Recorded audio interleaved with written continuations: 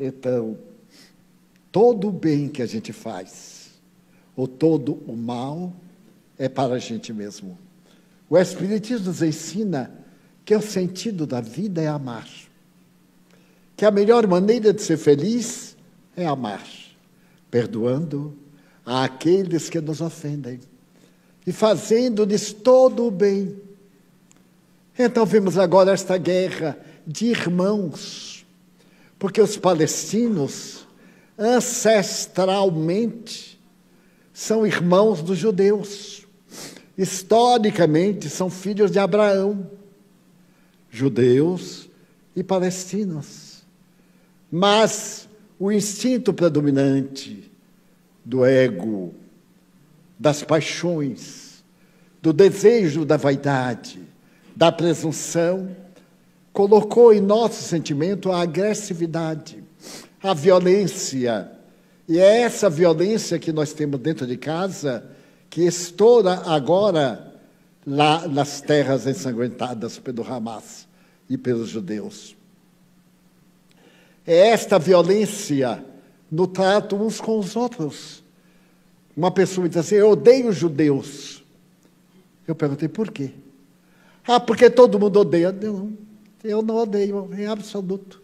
Eu admiro, considero o povo mais admirável do planeta terrestre. Em 1945, quando terminou a guerra, era um deserto. Quando a ONU deu à terra 65%, era deserto. 25% da área não tinha árvore sequer. Os palestinos também.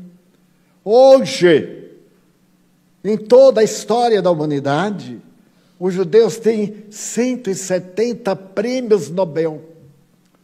Da América Latina, temos dois prêmios Nobel. Na América Latina, um deles da Argentina, Prêmio Nobel por Paz. E eles têm 170. E começaram a existir há aproximadamente 70 e poucos anos, quando a Inglaterra e a ONU deram-lhe uma faixa de terra que lhe permite ser um país muito pequeno, de altíssima tecnologia. O seu povo arrancou do deserto uma cidade ultramoderna. As suas forças armadas estão em 18º lugar naquela pequena faixa de terra. Eles eram 18 milhões antes da guerra. Depois da guerra, eles desceram para 15 milhões. Hoje, são 17 milhões. Lutando, sempre expectantes. Venceram os babilônios, foram escravos 400 anos. Venceram os egípcios, 400 anos de escravidão. Venceram quantos países? E venceram a Alemanha na Segunda Guerra Mundial. O que é que resta do nazismo? Mas olha o sionismo como está. Então, não sei que sejamos a favor desse nem daqueles, mas são irmãos por Gênese, pai Abraão. Eu vos darei tantas vidas como grãos de areias da praia. E então temos grande simpatia pelos palestinos. Eu me recordo de tantos extraordinários. Quando eu estive em Israel, da primeira vez, um palestino se tornou nosso amigo, meu Ednilson, se reservou o direito de nos ajudar, levando-nos a conhecer os pontos históricos que eu pedia para ver. E posso imaginar a mãe palestina, já que o Hamas é um cancro. O Hamas é um movimento terrorista que desencadeou esta guerra terrível a partir do sábado. O mundo mudou. A atmosfera terrestre é outra. A psicosfera. O nosso ânimo foi atingido. O mundo inteiro foi sacudido. a incerteza da nossa segurança no planeta desapareceu. Porque o Hamas pretende que a sua doutrina religiosa seja a do mundo e prometeu matar todo o mundo. É um psicopata, que, aliás, já morreu. Os judeus mataram-no, porque os judeus são terríveis. O grande movimento secreto deles é invencível. Venceu a Gestapo, não é brincadeira. Nas Olimpíadas de 70, em Munique, quando as delegações foram surpreendidas por um ato dessa natureza, de terrorismo, eles salvaram todos os seus atletas sem derramamento de sangue. Então, não estamos a favor de ninguém, estamos a favor da paz. Que bom se o presidente da Palestina, já que é o principal governante da Assembleia Legislativa, está preso pelos judeus, fizessem a paz. Se o primeiro-ministro de Israel não arrasasse a área próxima do Egito, tornando-a um deserto, destruindo totalmente como ameaçou, e pedindo que saiam todos, por causa desses próximos dias, que eles vão arrasar tudo. Subterrâneos, túneis que fizeram de saída para o mar, para o Egito. Enfim, todos nós estamos nisso porque nos contaminamos de ódio. Se fala tanto do ódio que a gente fica com a pontinha de raiva, de mágoa. São também nossos irmãos. E merecem um pedaço de terra. Nós que temos tanta terra, olhamos para aquela pequena faixa de Gaza. É uma faixa de nada, onde estão 2 milhões de pessoas.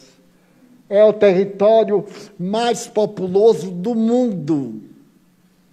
Pessoas que nunca conheceram nada, descendentes de palestinos, que só ouvem falar em guerra e que morrem agora despedaçadas, crianças.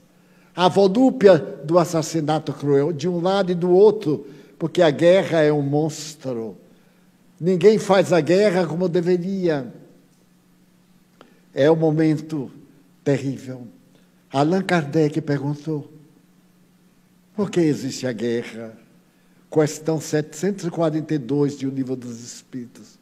Por causa da predominância da natureza animal sobre a natureza espiritual da criatura e excesso de paixões.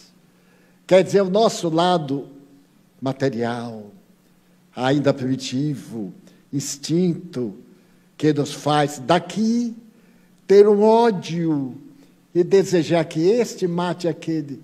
A morte é tão cruel, mas é a fase terminal para continuar a vida no mais além. Então, vamos nós manter a paz, evitar comentários desairosos, vibrações de ódio, compadecermos-nos, porque tudo isso recai também em nós. Sejamos pacíficos em casa, pacificadores onde quer que estejamos, e procuremos fazer todo o bem ao alcance. Daí, ao lembrar-me de Fernando e lembrar-me de Celso, que em breve estará naturalmente comunicando-se comigo, eu peço a Deus misericórdia para nossas necessidades. É em absoluto, quando, de repente, os ares da faixa de Gaza, é um pedaço de terra na fronteira do Egito, muito pequeno. Ali estão quase 2 milhões de pessoas. É a faixa mais povoada do mundo. E ali estão exatamente aqueles que fizeram esse movimento Hamas, de terror, de vingança, do 11 de dezembro. Dezembro não, do 11 de setembro. Aquele terror, o lobo solitário que mata, andando ele mata. O indivíduo que perdeu tudo no sentimento, na razão, no discernimento. e se transformou no feixe de instintos animais, instintos felinos. Alguns países reconhecem como sendo a Palestina, mas não é a Palestina, é um partido político terrorista, como tem outros também lá. Desta forma, nós, pelo livre-arbítrio, geramos esta guerra calamitosa, que não vai ficar apenas nisso. Se outros países aderirem, como é provável, nós em breve estaremos numa guerra muito mais lamentável. E os Espíritos pedem para preservarmos a nossa paz. Haja guerra, mantenhamos a paz. Haja ódio, preservemos o amor. Façamos a vingança através da compaixão. Então, esse estado belicoso é o resultado da nossa ira, da guerra doméstica, dos ódios caseiros, das paixões pessoais. É cada indivíduo numa soma formando a massa formando uma cultura desvairando e voltando ao primalismo de épocas recuadas. Neste momento da fuga após a invasão, alguém pronunciou que os israelitas estavam repetindo a libertação do Egito, fugindo pelo deserto, para poder atravessar, na época, o Mar Vermelho e chegar à Terra Santa. Essa Terra Santa é que é dita a Palestina. Não há para eles Israel. Israel é o resultado de uma negociação da ONU em 1947 entre a Inglaterra, que dominava a área da Palestina e de Israel, dando lugar a uma faixa de terra que o primeiro-ministro de Israel diz que 45% era deserto. E somente 60 pessoas foram habitar esse deserto. E hoje é a 18ª nação mais poderosa da Terra. Então, estamos diante de uma calamidade sem limite. Por culpa nossa, minha, eu também tenho raiva, eu também me deixo abater, eu também contribuo com a minha mente. É a mente que mantém o universo. A mente é um dínamo gerador de energia, disse Einstein. Ou melhor, disseram os físicos em geral, que uma pluma que se agita nas margens do Pacífico vai repercutir do outro lado, nas margens do Atlântico. Tudo é uma questão de vibração da mente. É a mente divina que rege o universo.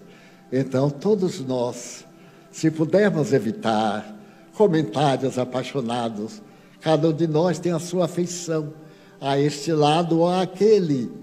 Se pudermos, evitemos. Não tragamos para casa as últimas notícias. Lamentamos e divulguemos o bem, as lições impressionantes de bondade.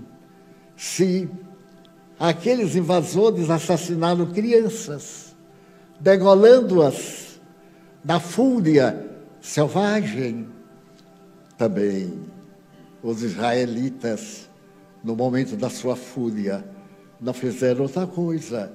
É natural. No combate é que se deveria conhecer o povo. E Allan Kardec pergunta na questão 742 de O Livro dos Espíritos: por que existe a guerra? Observe a resposta: por causa da predominância da natureza animal sobre a natureza espiritual do homem e as paixões que o revestem. E o que pretende Deus com a guerra? Já que a criatura humana não opta pela paz, através do sofrimento, ele vai buscar a paz onde ela esteja. Então, cabe-nos acabar a guerra, mas é dizer que as nações acabem a guerra, que nós acabemos a guerra dentro de casa. Que os inimigos, o filho mal educado, selvagem, toxicômano, volte à realidade. Que a filha rebelde, já fascinada pelo sexo e pelas manifestações ultrizes da dignidade, compreenda que ela não é um convite, um conjunto de sensações, é o espírito imortal. Considerarmos que a guerra não vai resolver, vai piorar, e as feridas das guerras sempre são muito mais dolorosas de cicatrizar através dos tempos. Daí, este terror está também dentro de nossa casa. Quantos de nós, por uma bobagem, brigamos com a família? Quanto tempo perdemos acusando, censurando, odiando, estimulando inimizades, levando fofocas, falando mal do próximo, quando podíamos simplesmente ignorar, dar-lhe tempo de evoluir. O processo de evolução é inadiável. Ele se dará pelo determinismo das leis divinas. Qual é a função da criatura humana na Terra? Qual é o seu objetivo? Amar para encontrar a plenitude. Viktor Frankl, o notável psiquiatra, neurologista e psicoterapeuta, teve a oportunidade de dizer: está acontecendo em 1970, mais ou menos, que as pessoas estão perdendo o objetivo vivencial. Agora está na moda, eu não sei para que nasci, eu não tenho objetivo, eu vou deixando levar-me pela corrente. Virou uma moda preguiçosa, mental, até quando a dor nos pega, e aí a gente sabe para que nasceu. Nasceu, não entendo porque estou sofrendo, mas a dor não se explica a si mesma, não, ela vem. Nós atraímos, ela vem e nos lapida. Quando não tem alternativa, nos lapida. Da mesma forma que, numa anedota popular, um homem ia atravessando uma ponte. Quando, de repente, ele viu que lá na entrada da ponte, por onde ele ia sair, via um tigre de bengala. Ele recuou e, quando se voltou para a porta de entrada, vinha um leão. Ele ficou desesperado, se aproximou da ponta da ponte, olhou para baixo para se atirar, e lá estavam dezenas de jacarés ou de outros elementos destrutivos. O que é que ele fez? Morreu? Se ele soube perseverar, o auxílio vem do alto, vem de helicóptero.